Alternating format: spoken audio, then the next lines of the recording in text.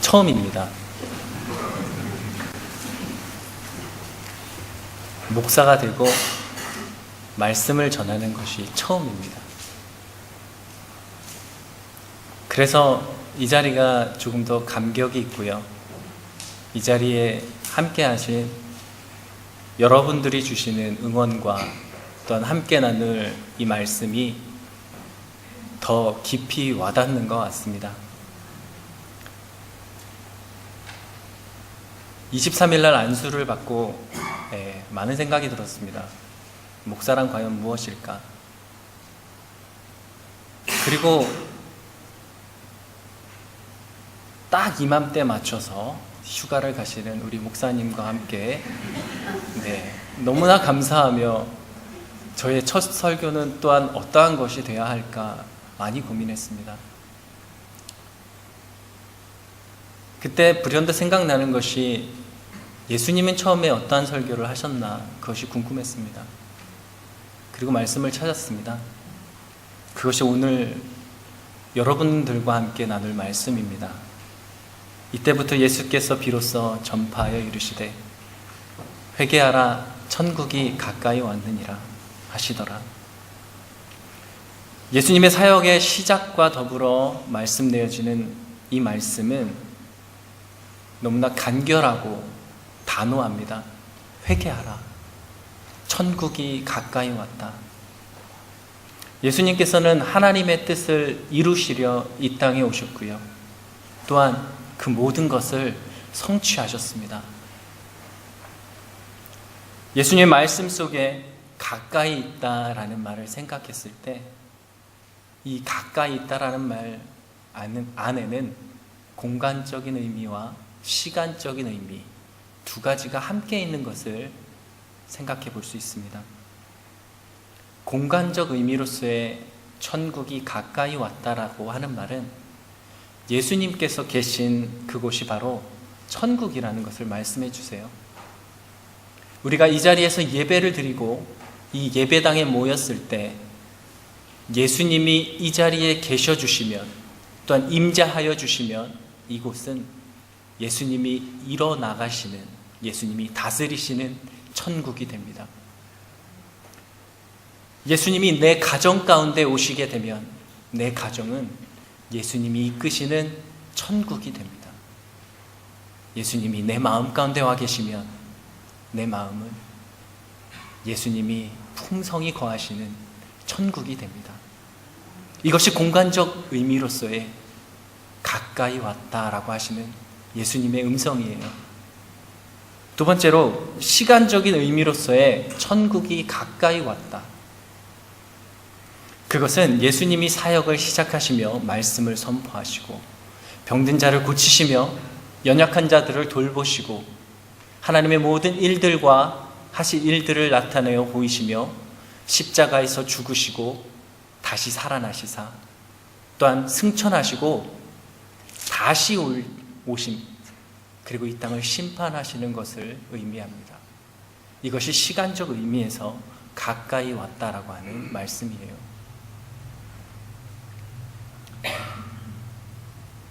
이 심판과 더불어서 예수님이 우리에게 약속해 주시고자 하는 것은 저 영원한 천국. 그래서 가까이 왔다 앞에는 천국이라는 단어가 있습니다. 천국이 가까이 왔다. 이제 얼마 남지 않았고 내가 사역을 시작하며 이 일을 해 나가는 순간부터 내가 다시 올 그날이 멀지 않았음을 너희는 기억해라. 그렇게 말씀하시는 거예요. 그래서 예수님은 처음 사역을 시작하시면서 하시는 말씀 너무나 단호하고 간결하게 우리들에게 말씀하여 주십니다. 회개하라.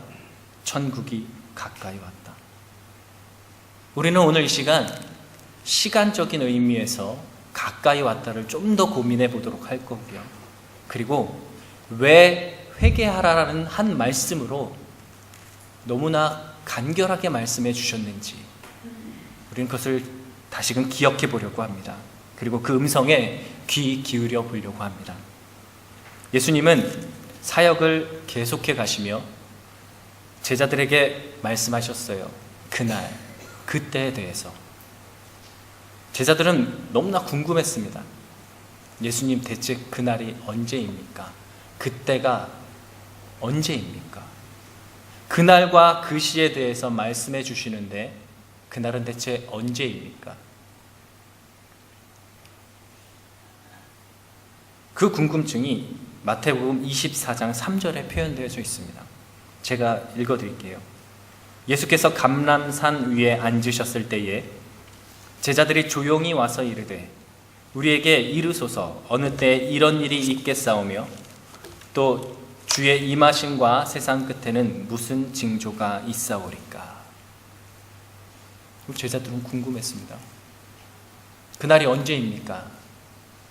예수님께서 말씀해 주시는 그날이 대체 언제입니까? 예수님이 이렇게 답변해 주셨어요. 그것이 24장 36절에 나와 있습니다. 그러나 그날과 그때는 아무도 모르나니 하늘의 천사들도 아들도 모르고 오직 아버지만 아시느니라. 궁금해하는 제자들에게 답변을 주시는데 아버지만 아신다 그래요. 이 땅 가운데 어느 사람도 그날과 그때에 대해서 알지 못하고 심지어 하늘의 천사들도 그날과 그 시와 그때에 대해서 알지 못한다고 말씀해 주세요. 그리고 하나님의 아들이신 본인조차 그날에 대해서 모른다고 말씀해 주세요. 오히려 그날에 대해서 4가지 예를 들어서 설명해 주십니다. 첫 번째는 노아의 때와 같이 임한다고 하십니다. 24장 37절부터 39절입니다. 노아의 때와 같이 인자의 임함도 그러하리라. 홍수전에 노아가 방주에 들어가던 날까지 사람들이 먹고 마시고 장가들고 시집가고 있으면서 홍수가 나서 그들을 다 멸하기까지 깨닫지 못하였으니 인자의 임함도 그러하리라. 노아의 때 하나님께서 홍수로 사람들을 어떤 세상을 멸하신다고 하셨을 때 노아로 하여금 준비하게 하셨어요. 방주를 지어라. 믿음으로 노아는 방주를 지었습니다. 그리고 하나님은 세상의 심판에서 노아를 구원하여 주십니다. 그리고 우리가 주목해서 볼 바는 다른 사람들은 어떠했는가? 그 다른 사람들은 어떠했는가? 예수님은 이렇게 말씀하세요. 깨닫지 못했다. 말씀을 듣지 않았다. 그렇게 말씀하세요. 또한 두 번째가 있습니다. 두 사람에 대한 이야기입니다. 40절부터 42절입니다. 그때 두 사람이 밭에 있음에 한 사람은 데려가고 한 사람은 버려둠을 당할 것이요 두 여자가 맷돌질을 하고 있음에 한 사람은 데려가고 한 사람은 버려둠을 당할 것이니라. 그러므로 깨어 있으라. 어느 날에 너희 주가 임할는지 너희는 알지 못함이니라. 여러분, 두 사람의 차이는 무엇일까요? 한 사람은 데려가고 한 사람은 버려둠을 당하는 그 이유는 무엇일까요? 깨어 있느냐, 그렇지 않느냐의 차이입니다. 그날에 대하여 모르는 우리는 긴장해야 한다, 이 말씀을 해주시는 거예요. 너는 그날에 대해서 모를 거야. 세 번째는 도둑에 관한 이야기입니다. 43절과 44절입니다. 너희도 아는 바니 만일 집주인이 도둑이 어느 시각에 올 줄을 알았더라면 깨어있어 그 집을 뚫지 못하게 하였으리라. 이러므로 너희도 준비하고 있으라. 생각하지 않은 때에 인자가 오리라. 도둑이 만약 몇 날 몇 시에 나 너희 집에 들어가서 다 훔쳐갈 거야, 그렇게 얘기한다면 우린 준비할 수 있을 거예요. 경찰에 전화하고 그리고 숨어서 기다리겠죠. 너 내가 잡을 거야. 막을 수 있을 겁니다. 언제 어떻게 오는지만 알면요. 그러나 우리는 그것에 대해서 모르기에 집에 담장을 세우고 펜스를 만들고 자물쇠를 걸어 잠그며 혹은 CCTV도 달고요. 시큐리티 보안도 강화하고요. 그렇게 대비합니다. 도둑이 나의 것을 빼앗아가지 못하게 우리는 대비합니다. 이와 같이 예수님께서 말씀하신 그날을 우리도 준비하고 대비해야 한다는 것을 우리는 깨달아야 합니다. 예수님이 말씀하신 바와 같이 그날은 우리가 생각하지 않은 때, 그때에 옵니다. 네 번째는 충성되고 지혜로운 종과 악한 종에 대한 이야기입니다. 45절부터 51절까지입니다.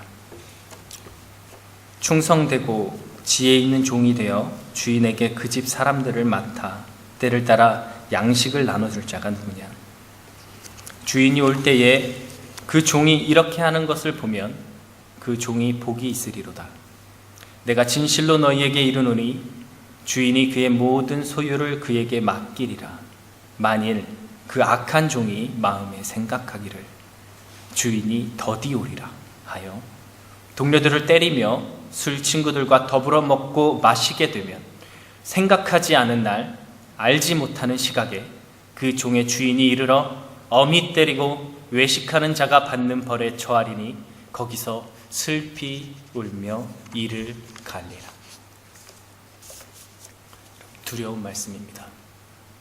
충성되고 지혜로운 종에게는 주인이 그 모든 소유를 맡기신다고 말씀합니다. 여러분, 반면에 악한 종의, 그 악한 종의 모습은 어떠합니까? 악한 종은 주인이 더디 올 거야, 그렇게 얘기합니다. 그리고 동료들을 때리며 술 친구들과 더불어 먹고 마시는 것을 즐깁니다. 충성되고 착한 종, 지혜로운 종이 때를 따라 양식을 나눠줘서 사람들을 구제하고 도우고 연약한 자들을 돌보았다면, 이 악한 종은 그것을 사용해서, 주인의 것을 사용해서 자기의 배만 채웠던 거예요. 주인은 생각하지 않은 날 옵니다. 그리고 그 모든 것을 봅니다. 그리고 그날에 주인은 그 악한 종을 벌합니다. 엄히 때리고 외식하는 자가 받는 벌에 처하게 할 것이다. 네가 슬피 울며 이를 갈게 될 거야. 이 네 가지 예를 통해 예수님께서 말씀하시고자 하시는 것은 시간적인 것, 바로 언제, 어떻게 내가 다시 올지 모른다는 거예요. 그날과 그때는 아무도 모르며 우리가 생각하지 않은 시간에, 우리가 더디 올 거야 라고 생각하는 그 시간에 올 거라는 거예요. 그리고 오시는 것에 그치지 않고 내가 심판을 할 거야. 너희가 잘했는지 못했는지 내가 심판할 거야. 그렇게 말씀하세요. 예수님께서는 2000년 전에 이미 이 말씀을 하셨어요. 천국이 가까이 왔다. 2000년 전에 이미 말씀하신 거예요. 그러나 아직 그날이 오지 않았습니다. 예수님은 이 땅에 계실 때 말씀과 같이 가까이 왔다라고 말씀하셨습니다. 2000년이 흐른 지금 가까이라는 단어는 우리에게 더 선명하고 더 정확하며 더 강조되어 들려야 할 것이에요. 왜? 2000년이나 흘렀기 때문이에요. 더 가까우면 가까웠지 더디 오지는 않을 것이라는 말씀입니다. 예수님께서는 이 땅에서 사역을 시작하실 때 하나님께서 주신 모든 말씀들과 그분의 뜻을 다 이루며 시작하셨어요. 예수님은 이런 말씀을 하십니다. 천지는 없어질지언정 내 말은 없어지지 아니하리라. 예수님께서 다시 오신다는 말씀, 그리고 세상을 심판할 거라는 말씀, 그 말씀은 반드시 지켜질 것이라는 말씀입니다. 우리는 그때와 그 시를 알지 못합니다. 그러나 그날의 알곡과 쭉정이를 가려내시는 예수님의 무서운 모습, 그것을 두려워해야 하고요. 우리는 그날을 준비하며 하나님 말씀 앞에 더 바로 서야 할 것입니다. 하나님, 내가 열매 맺는 자입니까? 하나님, 내가 오늘 이 시간도 열매 맺는 자입니까? 착하고 충성되고 지혜로운 종과 같이 내 가진 것으로 누군가를 돌보아주고 있습니까? 하나님의 말씀처럼 내 이웃을 내 몸과 같이 사랑하라 하신 말씀을 나는 지키고 있습니까? 우리는 긴장하여야 합니다. 이미 말씀하셨지만 아직 그날은 오지 않았습니다. 그러나 그날이 오늘 이 시간일 수도 있는 것입니다. 우리가 예배하는 이때, 혹은 우리가 하나님이 이 시간 나와 함께 하신다는 믿음을 가지고 있는 이때에 예수님은 오실 수 있는 거예요. 회개하라, 천국이 가까이 왔다. 가까이 왔다. 그것을 준비하는 것. 예수님은 이렇게 말씀하셨어요. 그것은 한마디입니다. 회개하라. 가까이 온 그날을 준비하는 방법, 그것은 회개하라. 그 한마디입니다. 우리는 회개를 말할 때 꼭 이야기하는 것이 죄에 대한 것,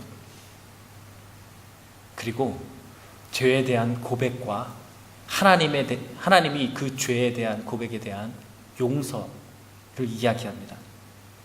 나의 지은 죄에 대하여 하나님께 고백하고 하나님께 용서를 구하는 것이 우리가 일반적으로 알고 있는 회개입니다. 그래서 우리는 회개하라 이런 말씀을 들을 때, 하나님, 오늘 이러이러한 잘못을 졌습니다. 용서해 주세요. 그런 기도를 많이 합니다. 하나님, 생각해보니 오늘 그리 잘못한 것이 없는 것 같습니다. 잘 살은 것 같습니다. 여러분, 내가 죄가 없다고 생각하는 것이 교만이라는 죄입니다. 말씀을 읽고 들었는데 말씀과 같이 예수님이 금방 오시지는 않을 것 같습니다.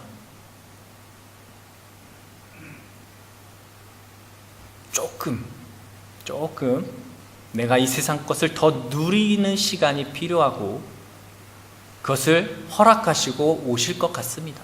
좀 더디 오실 것 같습니다. 여러분, 이것은 예수님께서 지금 이 시간 언제 찾아올지 모르는 예수님의 말씀을 듣지 않고, 또한 그 예수님의 모든 말씀들에 대하여 믿지 않은, 순종하지 않는 그런 불순종입니다. 믿음 없고 불순종하는 악한 종. 여러분, 죄인입니다. 회개에 대해서 이야기할 때 우리는 죄를 발견하게 돼요. 그 발견한 죄에 대해서 하나님 용서해 주십시오, 그렇게 고백합니다. 여러분, 근데 더 무서운 우리의 죄악이 있다면 그것은 나태함일 거예요. 신앙생활이 오래되면 오래될수록 우리는 기도에 있어, 예배에 있어, 모임에 있어 형식이 되고 습관처럼 모여서 기도하게 되고 외치게 됩니다. 그저 예배 때 한번 외우고 마는 그런 기도들. 대표적인 것이 주기도문일 것이에요. 그 가운데 이런 구절이 있습니다. 우리가 우리에게 죄 지은 자를 사하여 준 것 같이 우리 죄를 사하여 주옵시고. 예수님이 가르쳐주신 기도의 일부분입니다. 남을 용서하지도 못하면서 하나님 나 용서해 주세요 라고 고백하는 나의 모습. 하나님은 그 모습을 외식하는 자라고 얘기합니다. 예수님께서 선포하시는 회개하라, 그 말씀은 습관처럼 하는 그 회개를 말씀하시는 것이 아니에요. 그저 죄 용서를 말씀하시는 것이 아닙니다. 우리의 신앙생활, 내가 하나님을 믿어가는 방법들, 그리고 나는 하나님 앞에서 누구인가, 그러한 정체성, 그것이 바로 서질 때 우리는 온전한 회개를 했다고 말할 수 있을 것이에요. 하나님, 나는 죄인입니다. 하나님, 나를 용서하여 주세요. 그리고 하나님의 사람으로 다시금 순종하며 서갈 수 있도록 나를 도와주세요. 그러한 말씀들, 우리는 너무나 잘 기억하고 잘 외우고 있는 말씀들이 있습니다. 그중 대표적인 것이 요한복음 3장 16절입니다. 하나님이 세상을 이처럼 사랑하사 독생자를 주셨으니 이는 그를 믿는 자마다 멸망하지 않고 영생을 얻게 하려 하십니다. 하나님이 세상을 이처럼 사랑하사. 여러분, 하나님의 살아계심을 믿고 인정하십니까? 그리고 그 하나님께서 나를 너무나 사랑하셔서 자신의 아들 예수 그리스도를 이 땅 위에 보내시사 하나님의 완전하신 사랑을 우리에게 보여주시길 원하시는 것을 믿으십니까? 그 아들 독생자를 주셨다라는 말은 우리의 죄 때문에 제물로 주셨다라는 말이에요. 예수님이 오시기 전에 우리 죄를 사하려면 정결한 짐승을 죽여서 죄를 사하는 방법이었어요. 내 죄가 사하여지려면 짐승, 동물이 죽었어야 했습니다. 다시 말하면 생명이 죽었어야 했습니다. 예수님이 오신 후에 예수님이 어린 양이 되셔서 그 생명의 값을 치러주세요. 우리가 너무 잘 알고 있는 십자가의 사건입니다. 그것이 하나님의 크신 사랑이며 예수 그리스도의 놀라우신 은혜입니다. 예수님께서 가르쳐주신 기도, 우리가 우리에게 죄 지은 자를 사하여 준 것 같이 우리의 죄를 사하여 주옵시고, 그 기도를 가르치신 예수님의 마음, 그런데 십자가 위에서 예수님은 아버지 하나님께 이런 기도를 하십니다. 저들의 죄를 저들에게 돌리지 마옵소서. 저들의 죄를 내게 돌려주옵소서. 내가 받겠습니다. 그것이 예수님의 마음이고 그것이 우리를 향한 아버지 하나님의 놀라우신 사랑과 은혜입니다. 우리는 그 은혜에 진정한 마음으로 화답하기를 원합니다. 그 놀라우신 은혜에 감사하며 내가 예수님의 제자가 되겠습니다. 내가 하나님의 자녀답게 살겠습니다. 그렇게 고백하는 저와 여러분 되기를 소망합니다. 이는 그를 믿는 자마다 멸망하지 않고 영생을 얻게 하려 하십니다. 여러분, 이 구절은 천국이 가까이 왔다라는 말씀과 관계가 깊습니다. 영생을 얻게 하려 하십니다. 심판이 있은 뒤에 그 영원한 삶 속에서 내게 허락되어 주시는 것이 생명이냐, 생명의 면류관이냐, 의의 면류관이냐, 아니면 외식하던 그 종과 같이 엄히 매맞으며 슬피 이를 갈미 있는 그런 사망의 곳이냐. 여러분, 우리는 준비하며 살아야 돼요. 하나님, 나를 구원하여 주옵소서. 내가 예수님을 믿겠습니다. 그리고 내게 예수님으로 주시는 그 영원한 생명을 허락하심에 감사합니다. 그리고 긴장하며 그날을 준비하며 살아가겠습니다. 그렇게 고백하는 것이 온전한 회개에 이르는, 예수님께서 원하시는 회개하라 그 말씀일 것이에요. 이 마지막 때를 살아가는, 그리고 하나님께서 말씀하시는 가까이 왔다, 그 말씀에 순종하는 방법입니다. 그래서 우리는 이렇게 고백할 수 있을 거예요. 하나님의 살아계심을 믿습니다. 나의 죄악된 모습을 깨달았습니다. 나의 모든 죄를 용서하여 주세요. 하나님의 크신 사랑과 예수 그리스도의 은혜에 감사합니다. 나는 예수님께서 나를 위해 하신 모든 일을 믿고 예수님의 말씀을 따라 살겠습니다. 그리고 날마다 감사함으로 성령님의 인도하심을 따라 하나님의 자녀답게 살겠습니다. 그것이 우리의 고백이 되어야 합니다. 여러분, 근데 중요한 것은 이 긴 고백을 예수님께서 말씀하신 한마디로 줄인다면 무엇이 될 수 있을까요? 바로 회개하라, 그 말일 것입니다. 예수님은 오늘도 우리에게 말씀해 주세요. 그리고 우리는 그 말씀을 날마다 순간순간마다 기억하기를 원합니다. 회개하라, 천국이 가까이 왔다. 기도하겠습니다.